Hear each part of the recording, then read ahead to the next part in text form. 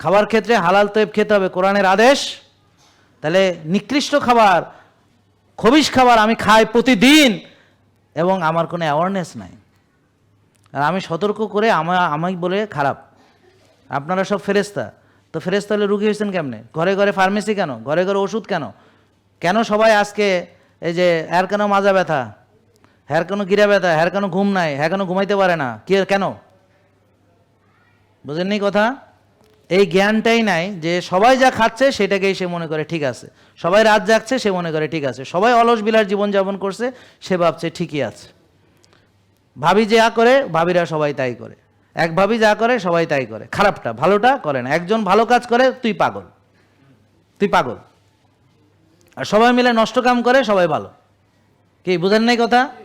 এই হলো বর্তমান সমাজের অবস্থা। তাইলে সবাই যারা ভালো তারা রুগী, আর দুই একটা পাগল তারা এখন সুস্থ আছে, কারণ তারা সবার মতো নয়। কি বুঝতে পারছেন ঘটনা নাকি বোঝা যাচ্ছে না? হ্যাঁ, কালকে আমার আব্বাকে দেখছেন, তিনিও তার যে পায়ের যে ক্ষয় হয়েছে, ওনার বয়স 86 বছর, এইটা জাহাঙ্গীর কবির বাইটা খাওয়াইলেও কোনো এখন আর লাভ নেই, কারণ ওটা আর পূরণ হওয়ার মতো অবস্থা এই মুহূর্তে নাই। যদিও ওনার তেমন কোনো আর ওষুধ নাই, কিন্তু তবুও ওই যে ক্ষয়টা হয়েছে ওটা তো এই বয়সে আর পূরণ হওয়ার কোনো সুযোগ নাই, ওইটা এইভাবেই তাকে চলতে হবে। বুঝেননি?